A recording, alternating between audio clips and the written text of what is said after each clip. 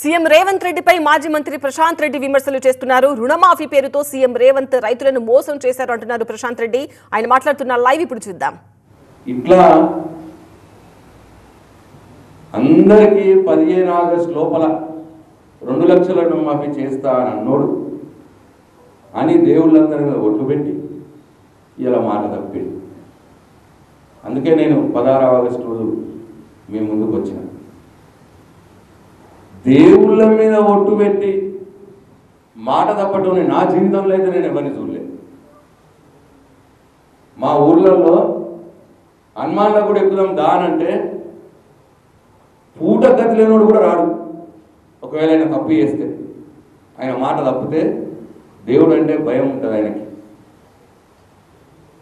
కానీ ఈ ముఖ్యమంత్రి రేవంత్ రెడ్డికి దేవుడి మీద ఒట్టేసి అబద్ధాలు చెప్తాడు, ప్రజల మీద ఒట్లేసి అబద్ధాలు చెప్తాడు. అందుకే ఆయన అబద్ధమే ఆత్మహత్య చేసుకునేంత గలీజ్ వ్యవహారం ముఖ్యమంత్రి రేవంత్ రెడ్డి.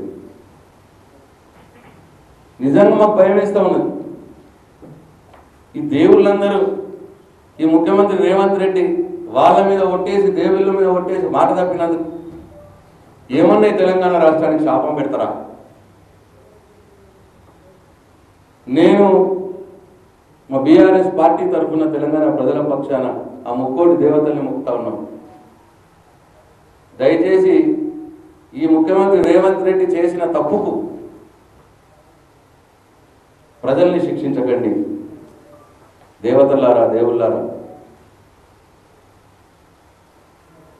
ప్రజల్ని ఏమాత్రం కూడా మీరు శపించొద్దు అని చెప్పి నేను మీకు మొక్కుతా ఉన్నాను. ఇంత చెండాలపైన ముఖ్యమంత్రి నిలువున అబద్ధాలు ఆడి అబద్ధాలతోటే బతుకుతూ అబద్ధాలతోటే ఆ ముఖ్యమంత్రి పదవి మీద ఉంటూ ఇంత నీచమైన ముఖ్యమంత్రి ఈ దేశంలో ఎవరు కూడా లేరు, ఎప్పుడు కూడా చూడలేదు. ఎవరైనా దేవుడి మీద ఒట్టు పెట్టి మాట తప్పుతాడా?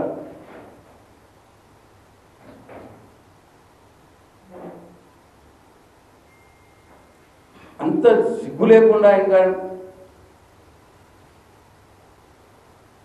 అసలు ఆయన చేసింది ఏంది?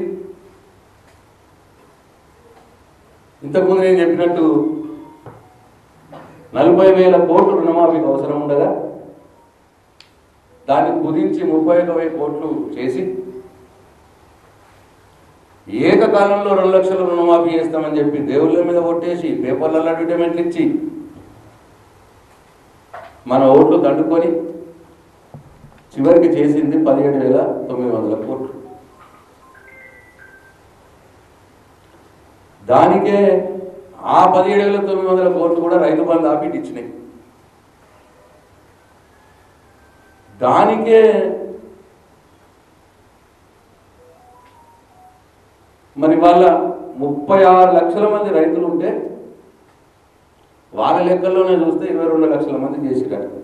ఇంకా 14 లక్షల మంది రైతులకు ఇంకా రుణమాఫీ చేయలేదు ఈ రాష్ట్రంలో. 14 లక్షల మంది రైతులకు రుణమాఫీ కాలేదు. ఇంకా వాళ్ళ లెక్కల ప్రకారమే రుణమాఫీ అయిపోయింది అని చెప్పి నిన్న వైరా మీటింగ్లో సిగ్గు లేకుండా ప్రజల ముందు అబద్ధం ఆడుతున్నాడు. 31,000 కోట్లు అవుతుందని ఆయన చెప్తాడు మీటింగ్లో. మేము ఇప్పుడు చేసింది 17,900 కోట్లు ఆయనే చెప్తాడు. 31,000 కోట్లు మళ్ళీ ఆయన్నే రుణమాఫీ అయిపోయింది అని చెప్తాడు. అంటే మన మెదడేమైనా సెంటర్లోనే ఉండి మాట్లాడుతున్నాడా? మతి తప్పి మాట్లాడుతున్నాడా? ఒక ముఖ్యమంత్రి అట్లా మాట్లాడవచ్చునా?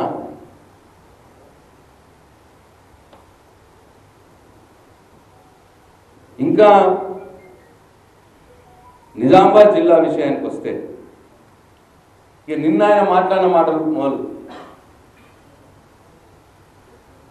హరీష్